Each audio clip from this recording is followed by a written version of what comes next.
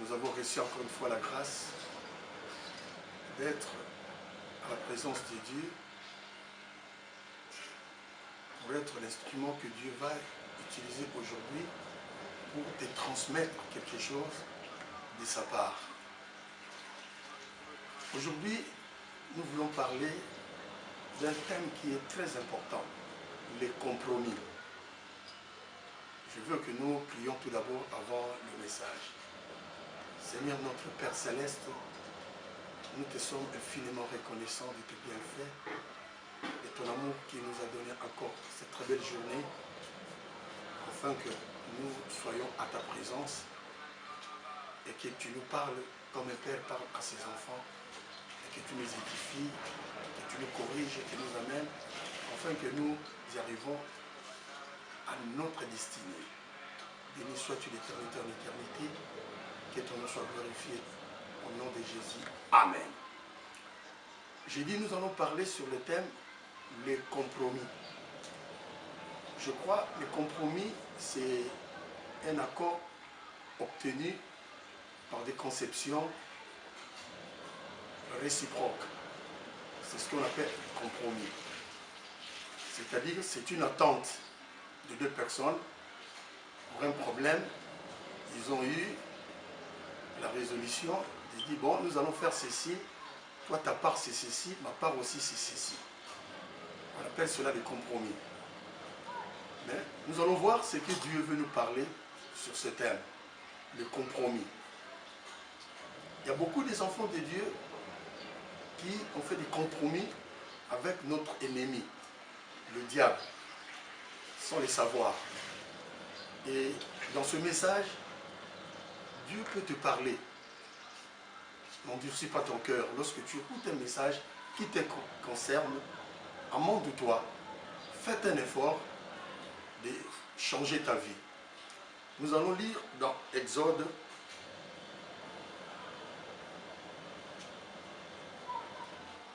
chapitre 8, verset 24.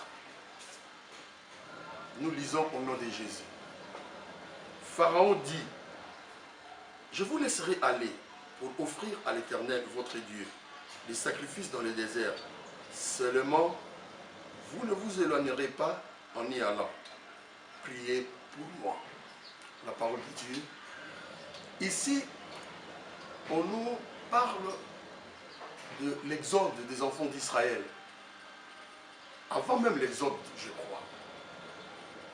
Ici, Moïse est allé voir Pharaon pour lui dire, non, il faudrait que nous sortions pour aller servir notre Dieu.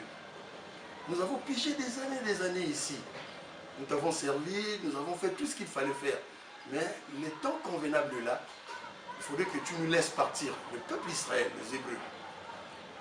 Écoutez ce que Pharaon dit à Moïse. Je vous laisserai aller pour offrir à l'Éternel votre Dieu des sacrifices dans le désert. Seulement, ne vous éloignerez pas en y allant, prier pour moi. Je veux parler sur ce contexte, ne vous éloignerez pas. Ne vous éloignerez pas. Ça, c'est le compromis que Pharaon a dit à Moïse. Il dit non, je vous laisse. Vous pouvez partir pour aller servir votre Dieu. Mais à une condition, ne vous éloignez pas de l'Égypte. Écoutez bien aimés, aujourd'hui, beaucoup des enfants ont accepté ce compromis-là. C'est vrai, ils sont appelés chrétiens. Mais quand tu vois leur vie chrétienne, ce n'est pas tellement loin du monde. Quand nous parlons de l'Égypte, nous voyons le monde. Ils ne sont pas tellement éloignés du monde. Même dans l'église, dans tout ce qu'ils font,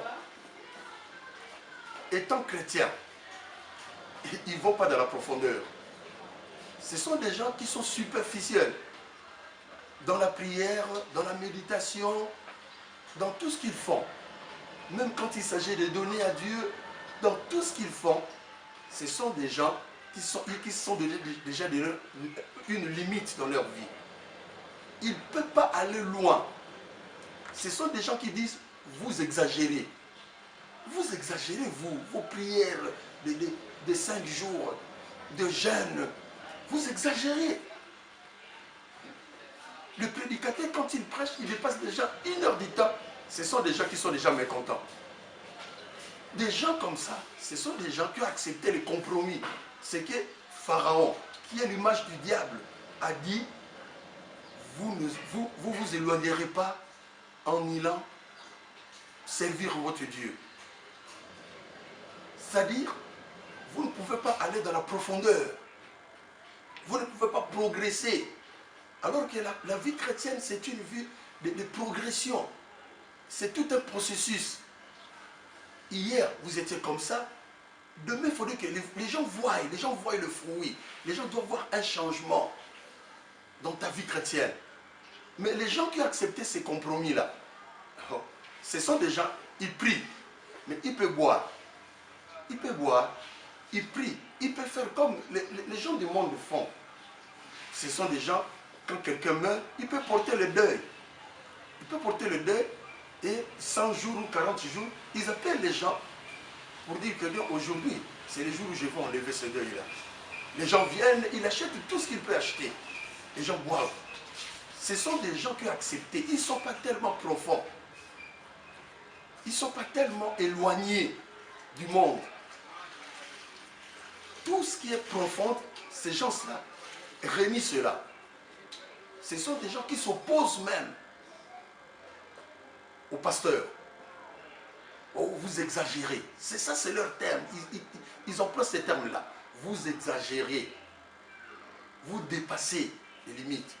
Je veux te faire voir quelque chose dans la Bible. Ma Bible nous dit, dans Ézéchiel, je crois, chapitre 46, je crois, où la Bible parle d'Ézéchiel devait traverser une eau qui était là. Ma Bible dit qu'il y avait un ange qui avait un mètre dans sa main. L'ange a essayé, là où Ézéchiel était, ma Bible dit l'eau était aux chevilles. Qu'est-ce qu'Ézéchiel a fait? Ézéchiel s'est avancé, l'eau était aux genoux, ma Bible dit aux reins, et jusqu'à ce qu'Ézéchiel ne pouvait plus marcher, il a commencé à nager. C'est en ce net moment-là qu'Ézéchiel est allé dans la profondeur. C'est dans la profondeur qu'Ézéchiel a découvert beaucoup de choses. Il a découvert des arbres qui étaient de part et d'autre de ce fleuve qui nageaient. Il y avait des fruits, il y avait même des fruits qui guérissaient les gens. Pourquoi? Parce qu'il est allé dans la profondeur. Toi qui ne veux pas aller dans la profondeur, regarde ta vie. Toi qui ne veux pas, tu dis, ils exagèrent, tu ne veux pas aller dans la profondeur. Regarde ta vie. Si nous lisons dans la Bible, là où Jésus a pris la barque de Simon, il a utilisé cela. Après, il a dit à Simon quoi? Va dans les eaux profondes. Pourquoi il n'a pas dit à Simon, jette ton filet là où tu es? Mais il a dit à Simon, va dans les eaux profondes. Quand il est arrivé dans les eaux profondes, il a dit, jette maintenant ton filet. Nous savons tous cette histoire. Quand Simon a jeté le filet, c'est en ce net moment-là, Simon a eu beaucoup de poissons. Regardez des gens que toi, tu dis ils exagèrent. Regardez leur vie maintenant. Par rapport à ta vie. Quand quelqu'un peut gêner pendant 40 jours, 25 jours, tu dis, ah non, vous exagérez. Et tu as l'habitude seulement, quand les gens gênent 40 jours, toi tu rentres peut-être dans les 35e jour, 5 jours. Et tu utilises ces termes, la fin, mieux vaut la fin d'une chose que son commencement. Et ta vie chrétienne est restée comme ça, parce que tu as accepté les compromis du diable. Ne t'éloigne pas. Donc ta vie chrétienne n'est pas tellement loin du monde. Alors que ma Bible dit, nous les chrétiens, nous sommes mis à part. Mis à part. Et quand nous parlons de cette mise à part-là, nous voyons comme dans l'église. Parce que nous sommes appelés à venir dans l'église. Et l'église, en hébreu, qui veut dire ecclésiaste, qui veut dire les gens qui sont hors. Nous ne sommes pas de ce monde. Nous devons savoir comment servir Dieu. Il y a des choses qu'il faut aller dans la profondeur. Nous n'exagérons pas. Mais c'est comme ça que nous devons servir notre Dieu. Je veux qu'à partir d'aujourd'hui, comme tu écoutes ce message, tu dois prendre la décision. Oui, tu dois prendre la décision. Qu'est-ce que tu feras? Tu dis non, plus question. Plus question. Je ne veux plus faire comme non. Ne fais pas comme tout le monde. Non, toi tu n'es pas comme tout le monde. S'il y a des gens qui disent qu'ils ne peuvent pas exagérer, ils peuvent pas aller loin, toi commence à exagérer. Commence à faire ce que tu ne pouvais pas faire. Tu verras. Tu verras des choses qui vont se passer dans ta vie. Tu verras des choses qui vont se passer dans ta vie. Nous allons lire le deuxième compromis. Toujours dans Exode. Exode 10, verset 11. Le deuxième compromis. Non, non. Allez-vous les hommes et servez l'Éternel, car c'est là ce que vous avez demandé. Et on les chassa de la présence de Pharaon. Écoutez maintenant le deuxième compromis. Pharaon dit ceci. Non, non. Allez-vous les hommes peuvent partir. Et servez l'Éternel, car c'est cela ce que vous avez demandé. Et on les chassa de la présence de Pharaon. Ça, c'est le deuxième compromis. Les hommes peuvent aller. Donc, les hommes peuvent aller, les femmes peuvent rester. Les enfants peuvent rester, mais seulement les hommes qui peuvent aller. Il y a des gens, il y a des hommes, hein, il y a des hommes qui sont chrétiens. Mais, le foyer, leur foyer, non. Sa femme, les enfants, non. Donc on dirait ça ne leur regarde pas. La femme ne peut pas partir à l'église, les enfants peuvent rester à la maison, et ça ne lui dit absolument rien. Ça ne lui dit absolument rien. C'est l'homme qui va à l'église. Et vous regardez une telle personne, regarde sa vie chrétienne. Ce n'est pas loin du monde, un homme comme ça. Même sa vie de marié. Non, non, non, non, c'est pas loin du monde. C'est pas loin du monde. Il est entre le marteau et l'enclume, c'est-à-dire entre le monde et l'église. Il sert Dieu, mais regarde son foyer, regarde sa maison. C'est des gens qui ne craignent pas Dieu. Sa femme ne craint pas Dieu, ça lui dit absolument rien. Parce que lui-même aussi, si tu vois bien, tu rentres dans la profondeur, tu verras que c'est quelqu'un vraiment, il va seulement dans l'église, mais il est encore dans le monde. Non, non, allez seulement les hommes. Allez seulement les hommes. Par contre aussi, il y a des foyers où la femme seulement, c'est elle qui va à l'église. L'homme reste à la maison. Quand tu lui parles de Dieu, il dit, oh, Dieu existe, mais c'est pas tout le monde. Moi, je crains Dieu. Qu'est-ce que je fais du mal? Je bois, je tue pas. C'est des langages que ce diable, ces gens-là, en train de t'entretenir. C'est de tels langages. Les enfants restent à la maison. L'homme reste à la maison. C'est la femme seule qui va à l'église. Et un tel foyer ne peut jamais être béni. Jamais. Parce qu'il y aura toujours des problèmes dans ce foyer-là. Il y aura toujours des problèmes qui ne donnent pas gloire à Dieu dans ce foyer-là. Parce que c'est l'homme qui va à l'église. Et cet homme qui va à l'église, si vous voyez bien, il n'est pas tellement loin de l'Égypte. Parce qu'il acceptait les compromis. Quand nous acceptons le compromis du diable, c'est-à-dire Nous sommes d'accord avec lui. Des fois aussi, il a besoin de nous. Il a besoin de nous. Il peut aussi se servir de nous. Parce que nous avons accepté son compromis. Nous sommes d'accord avec lui. J'avais dit le compromis, c'est un accord. C'est un accord obtenu par des conceptions réciproques. Donc quelqu'un qui accepte, peut-être tu ne le sais pas, tu as accepté déjà par cette façon d'agir, par cette façon de faire, tu as accepté. Et tu dis, mais quand est-ce que j'ai accepté? Mais par cette façon de faire. Tu as accepté le compromis du diable. Et le diable, comme tu as accepté, donc il a besoin de toi aussi, il peut se servir de toi. Facilement. Et vous regardez des hommes comme ça, là, ils ont peut-être des maîtresses à côté. Des maîtresses à côté.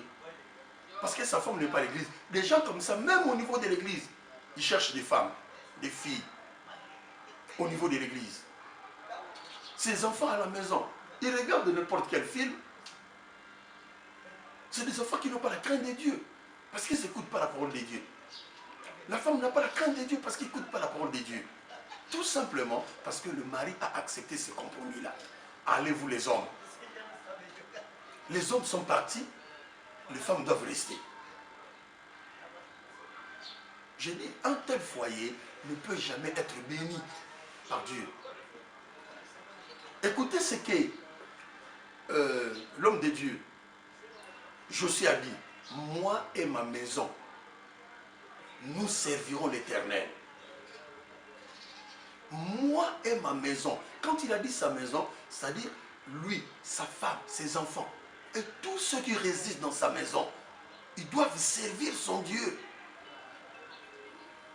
Ils doivent servir son Dieu. Il dit, moi et ma maison, nous servirons l'Éternel. Mais toi, tu vas seul servir Dieu. Tu laisses ta maison, c'est-à-dire tes enfants, ceux-là qui habitent dans ta maison, ta femme, ils restent à la maison. Bien-aimé, si tu écoutes ce message, Dieu t'interpelle à changer. Parce que tu n'as pas encore changé. Parce que tu as accepté le compromis du diable. Nous voulons parler sur le troisième.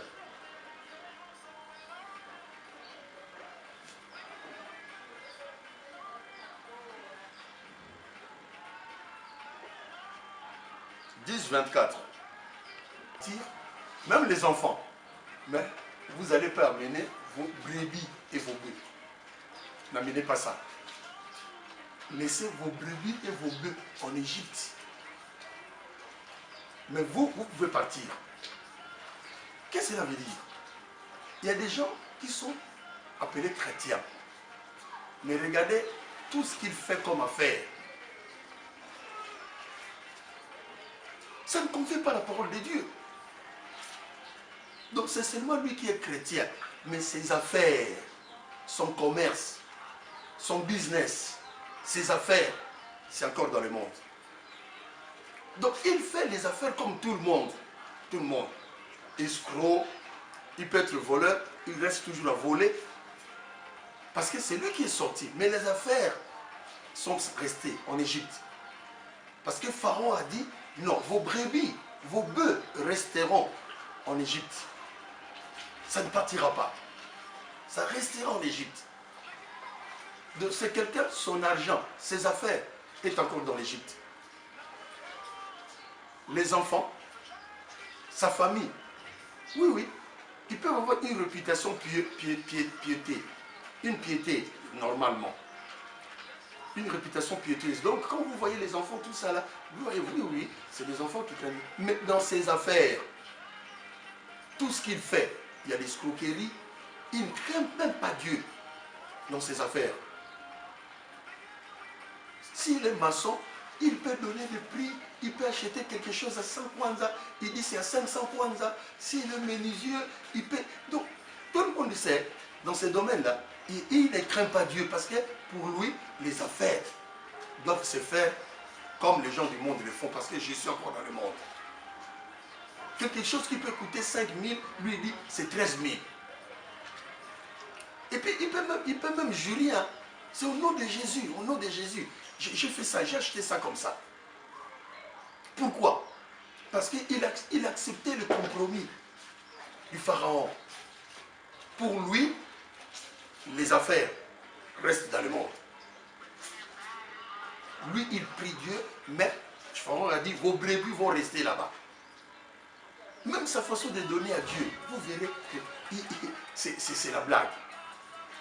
Par rapport aux moyens qu'ils reçoivent, quand il s'agit de donner à Dieu, c'est difficile. Mais quand il s'agit de donner pour les affaires du monde, quand il y a le deuil, les problèmes d'enterrement, les problèmes de retrait de deuil, pour les petits chéris, oh, là on les connaît. Les gens savent qu'il a la main facile, libre de donner dans de telles choses. Pourquoi? Parce que ses affaires sont encore dans le monde. Son commerce est encore dans le monde. Tout ce qu'il fait comme affaire ne l'identifie pas comme un enfant de Dieu. J'ai vu un pasteur, il est motoriste. C'est un chauffeur de taxi. Un jour, il me dit ceci. Ah, pasteur, là où je me débrouille, là, vraiment, je n'aime pas que les gens sachent que je suis pasteur. Je ne veux pas. Je lui ai demandé pourquoi. Il dit, ah, ça, si les gens... Comme j'ai frappé, il y a quelqu'un qui est venu. J'ai dit, non, je cherche le pasteur interne. Oh. La personne, il arrive, il a dit, qui est oh. Il est pasteur, ce type-là. J'ai dit, mais il est pasteur. Il dit, oh, c'est pas possible. Il a commencé à appeler un tel. Alors lui, il m'a vu de loin, parce que j'étais juste à la porte. Il m'a vu de loin. Il est allé se cacher. Il est allé se cacher. J'ai compris. Ils ont des magouilles qu'ils font avec tout le monde qui sont là-bas. Dans la maison. C'est là qu'ils servent. Dans la maison là.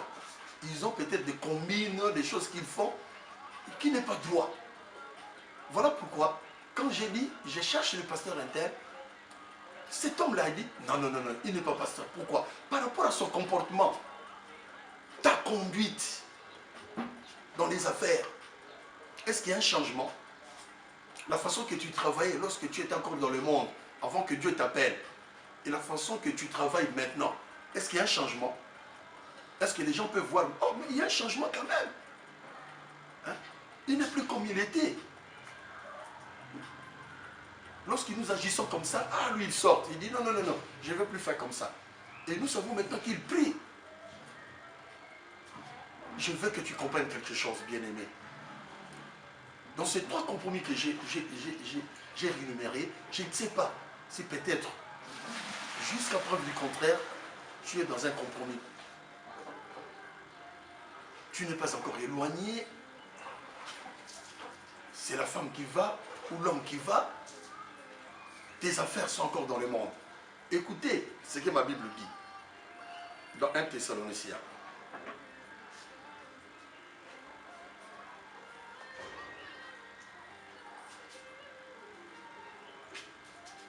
Un Thessaloniciens, chapitre 4, nous en avons lu le premier verset.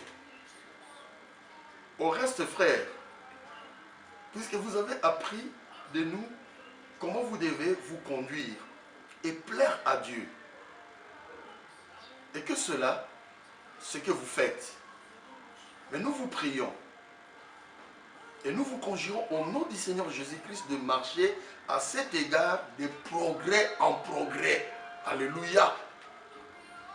De marcher de progrès en progrès. La vie chrétienne, ce n'est pas une vie de statico, ce n'est pas une vie de routine, non. C'est une vie de changement, même si cela peut prendre du temps, mais graduellement, les gens doivent voir un changement dans ta vie. Les gens doivent avoir un changement dans ta vie.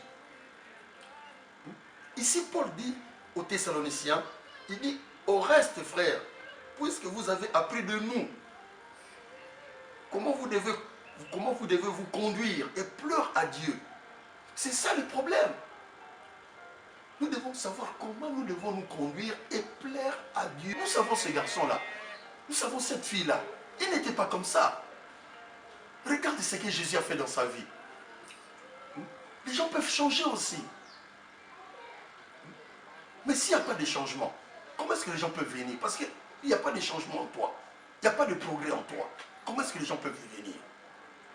Non, non, les gens ne viendront pas. Tu es un obstacle. Ma Bible nous dit, nous devons marcher de progrès en progrès. Ça, c'est la parole de Dieu. C'est ce que nous devons faire. Des progrès en progrès. C'est ce que nous devons faire. Nous allons lire le dernier verset.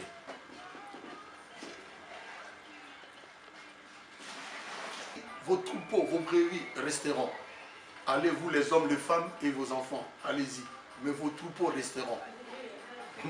Écoutez ce que Moïse a dit. Il dit ceci. Nos troupeaux iront avec nous. La vie chrétienne, c'est une vie de décision. Tu as le pouvoir de t'opposer au diable. De dire, je n'accepte pas ton compromis. Non. Je ne peux pas accepter cela. Non. Je suis chrétien, il faudrait que je marche de progrès en progrès. Il faudrait que moi je parte en église, ma femme reste à la maison. La femme doit dire, il ne faudrait pas que moi je parte à l'église, mes enfants, mon homme, mon mari reste à la maison. Non. Nous tous, nous devons partir. Prends cette décision. Moïse a dit, nos troupeaux iront avec nous. Il dit ceci, il ne restera même pas un angle. Même pas un angle. Cela veut dire, il voulait dire, il ne restera rien de nous ici, en Égypte. Nous sortons, nous, avec tout ce que nous avons reçu ici en Égypte. Et si vous lisez bien, c'est ce qui s'est passé. Les Hébreux sont sortis avec tout ce qu'ils avaient. Et ma Bible dit qu'ils avaient même dépouillé les Égyptiens. Les Égyptiens ont eu peur ces jours-là. Ils commençaient à demander aux Hébreux des choses. Donne-moi ça, donne-moi ça. Ils sont partis avec beaucoup de choses des Égyptiens. Quitte ces compromis. Prends la décision comme Moïse avait prise. Elle a dit, même pas un angle resteront. Non. Même si quelque part, on n'a pas cité. Donc, il y en a plusieurs compromis. On a parlé seulement de 3. On n'a pas cité peut-être un compromis là où tu es bien aimé. Tu peux prendre la décision. Par ta façon d'agir. Sœur, tu es chrétienne, mais regardez ta vie. Tu es encore dans le monde. Tu continues à filtrer avec les gens du monde. Tu continues à faire de n'importe quoi. Oh, Dieu sait, le jour où je veux me convertir. Dieu sait aussi, le jour que tu convertiras. Mais la décision t'appartient. La décision t'appartient. Tu peux décider aujourd'hui, tu dis je ne veux plus de cela. Tu sais, je sais, il y aura un combat. Tu vas passer par des épreuves, des choses comme ça. Mais si tu décides, tu dis advienne que pourra, tu y arriveras.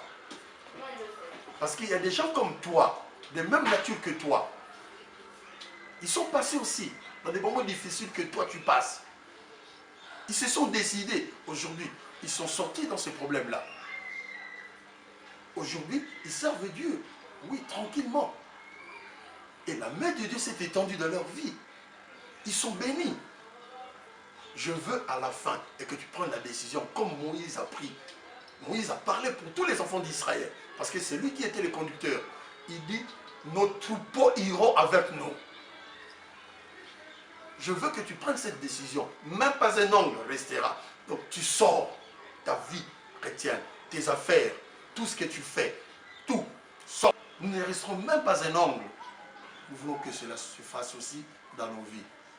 Touche la sœur, le frère, le papa, la maman, tous ceux-là qui vont écouter ce message. Touche leur vie. Je crois que tu feras autant pour la gloire de ton nom. Au nom de Jésus. Amen. Que le Dieu de mon Père, Erebo Aïdil, vous bénisse.